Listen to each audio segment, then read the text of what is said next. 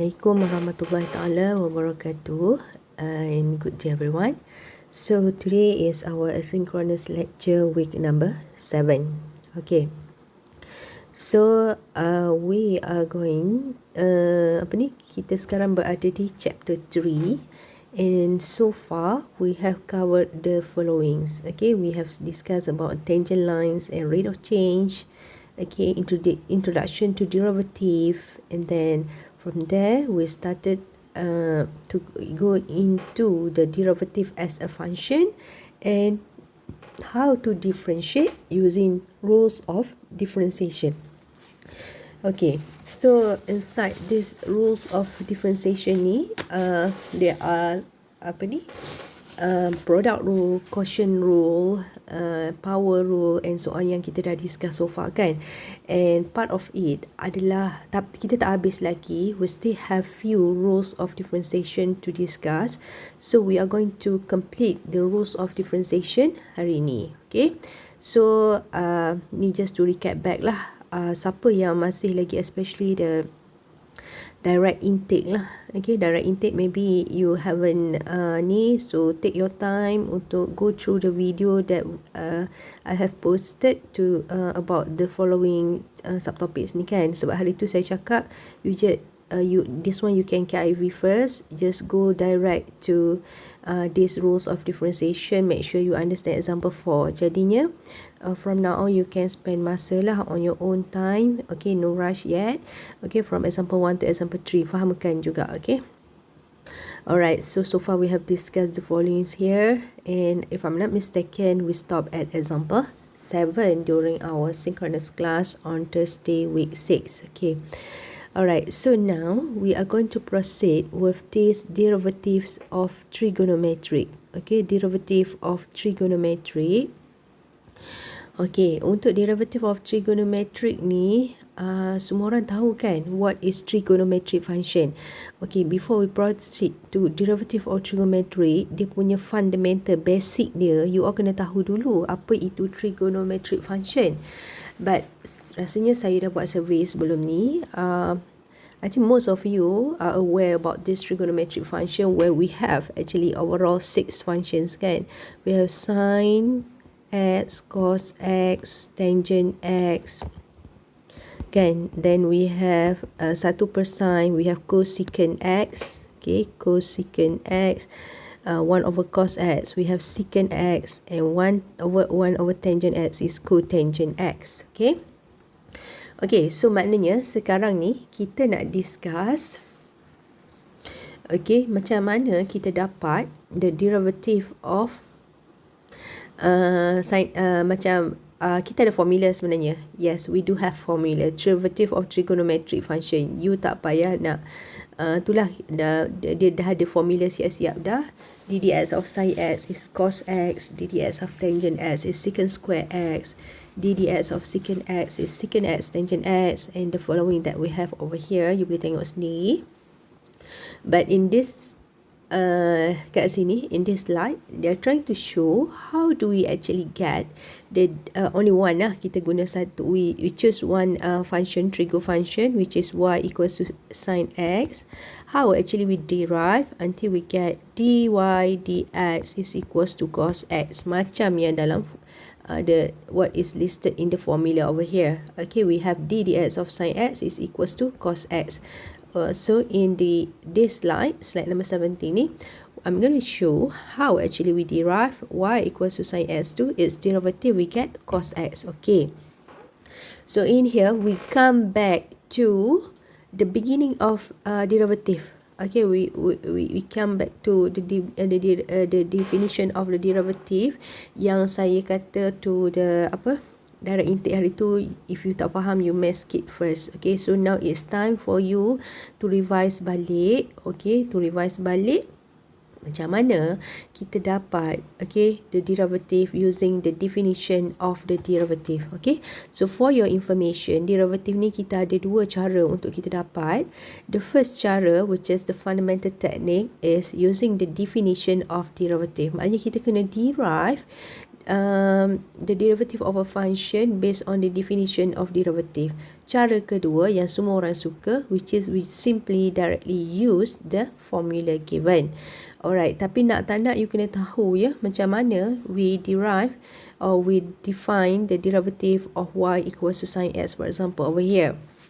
Okay, so here by definition, we have f prime x ni sama dengan ni dia punya formula, and this is what we have discussed at the beginning of this chapter lah. Limit h approaching 0, fx plus h minus with fx over h. Okay, sekarang ni saya nak explain balik, maknanya this is become one of the example macam example yang kita discuss at the beginning of in the previous subtopics. Okay, okay, so sekarang ni kita punya okay, saya clear dulu yang ni. Okay, kita punya fx, kita adalah sin x. Okay, sekarang ni kalau you tengok function ni, kita kena cari fx. Okay, kita dah ada fx. Later on we will replace this fx with sin x. And then we have another function which is fx plus h. Okay, so in this case fx plus h kita gantikan dengan x ni, kita ganti je dengan apa? Sin x plus h. Kita ganti je dengan sin x plus h.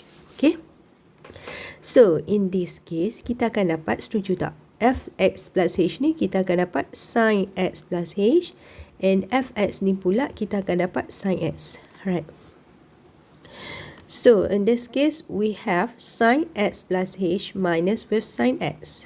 Okay, alright, daripada sini this is something lagi memerlukan your basic lah. Okay, sin x plus h ni, okay, macam mana pula boleh keluar benda-benda ni, benda lah ni. Okay, this actually we use the trigonometric identities. Okay, benda ni pun kita tak cover dalam subjek ni sebab kita assume you all dah belajar in your previous education. Okay, in your previous education. Tapi saya tak pastilah for sure kalau yang ambil additional maths, maybe dia orang dah belajar. Tapi tak apa, you bagi feedback dekat I, you dah belajar ke belum nanti kat WhatsApp ke. If you kata tak pernah dengar pun doktor pasal benda ni, I'll provide you with those identities. Okay, nanti saya akan upload dekat eLearn the Trigo identities. You can just simply use those identities whenever you require them.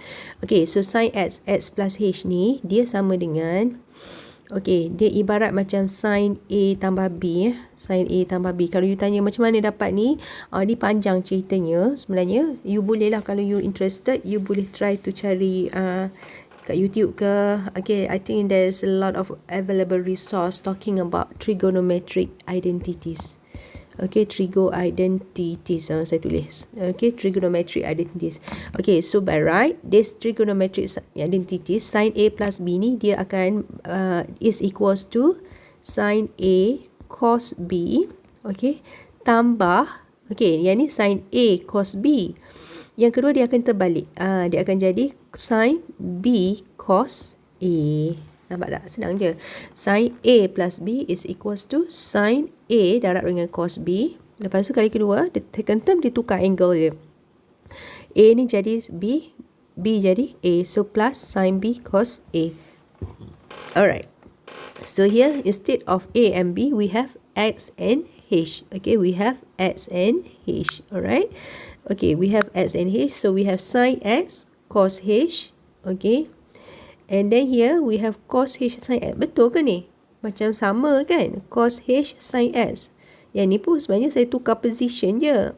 Bendanya masih sama. So maknanya kat sini ada kesilapan. Okay, maknanya kat sini sebenarnya typo error sebenarnya. So please make necessary corrections. Okay, kalau you aware ni salah, baguslah. Maknanya you understand how to use the Trigo identities. What is the correct one? The correct one sepatutnya cos apa? Tadi dah cos H kan? So this one is supposed to be cos X. And sin X ni tadi dah X. So sekarang should be H. Faham tak? Okay, sekarang should be H. Alright, so saya tulis balik lah kat sini. Saya tulis balik kat sini. So maknanya kat sini dia adalah limit H approaching 0. We have sin X cos H tambah dengan, okey, dia sepatutnya apa? Cos ataupun kalau nak buat sin balik pun tak apalah. Okey, adalah tambah dengan guna sin lah untuk langkah selamat. X ni kita tukar jadi H, sin H, and then cos ni kita tukar jadi cos X. Okey, and tolak dengan sin X ni remain. Tolak dengan sin X. Okey, tak cukup tempat pula dah. Okey. Okey, saya dah baiki kat sini cantik-cantik, so tak perlu tulis balik lah kat sini. Okey, kalau you tengok kat sini, we have now sin X cos H tambah dengan cos X sin H. Okey, tambah cos X sin H minus with sin S. Okey, how we come out with this? Okey, yang bawah ni. Okey, so nampak tak yang bawah ni sebenarnya, yang atas ni kita ada berapa? Dia macam A tambah B tambah C over X. Macam ni lah ibarat dia. So sebenarnya you boleh pecahkan lah A over X tambah B over X tambah C over X, ataupun kalau you nak pecahkan A tambah B over X tambah dengan C over X pun boleh kan.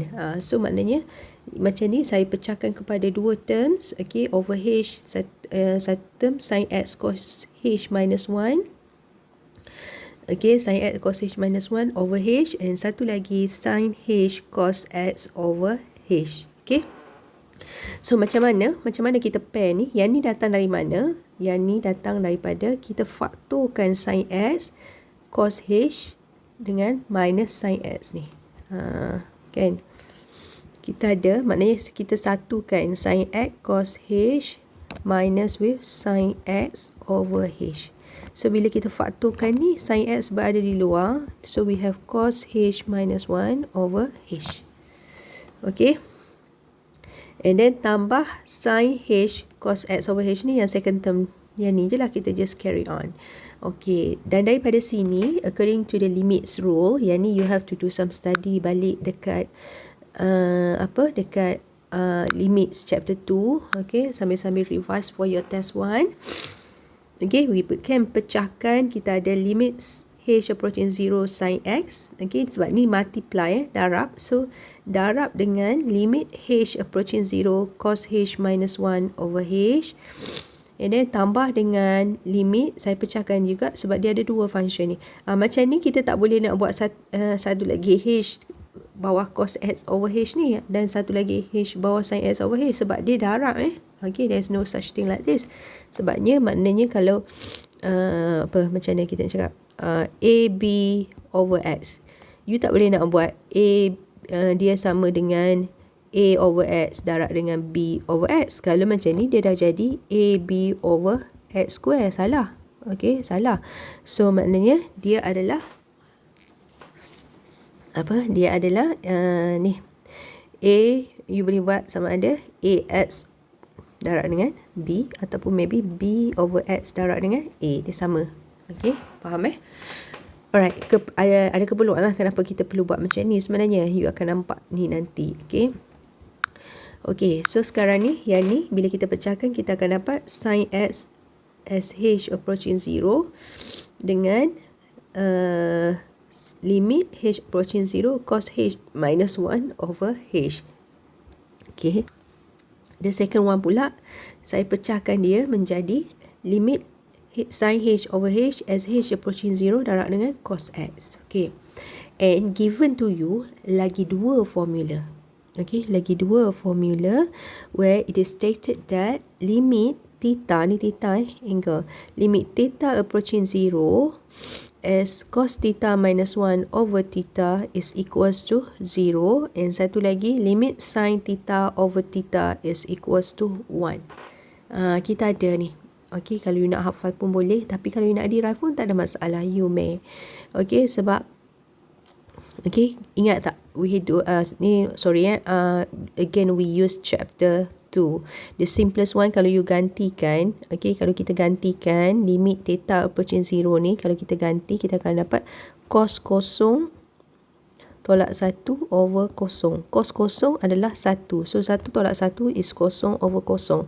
So whenever you direct substitute the limit, you get 0 over 0. It give you hint that the limit exists, tapi F0 at 0 does not exist. Ni soalan assignment hari tu yang ramai confused. Maybe direct intake. Untuk solve assignment ni saya dah bagi hint lagi dekat you. Okay. In this case, it indicates that F0 equals to 0 ni does not exist. Sebab bila ganti, kita dapat kosong over kosong. Tapi, bila macam ni, it give us hint that the limit does exist. Okay, limit dia ada value tapi function tu sebenarnya tak define at x equals to 0. Apa beza dua ni? Sila tengok video saya untuk chapter 2. Okay. So, bila kita dapat 0 over 0 ni, sebenarnya kita boleh use the, kita boleh use L'Hopital's rule. So, bila kita use L'Hopital's rule, kita dapat limit theta over 0 ni cos theta minus 1. Ataupun you boleh guna kaedah yang cos theta tambah 1 tu lah. Ya, maknanya darab dengan cos theta tambah 1 over cos theta tambah 1. Boleh juga. Tapi saya nak cepat. Saya guna L'Hopital's rule ni. So, differentiate with respect to theta. Cos theta differentiate cos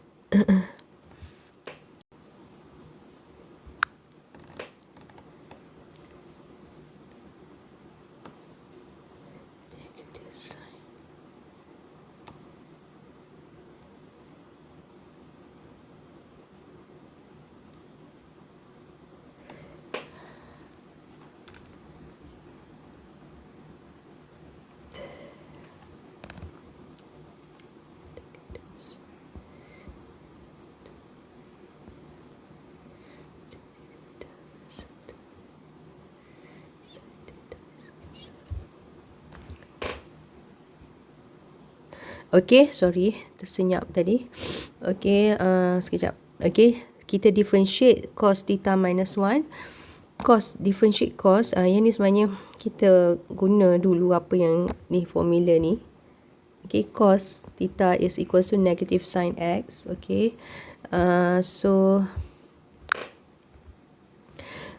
so cos theta is equals to, differentiate cos theta, we're going to have negative sin theta, bukan nak sin x lah, because this is theta and then differentiate theta, kita akan dapat 1, kan? Differentiate theta je, ibarat x lah.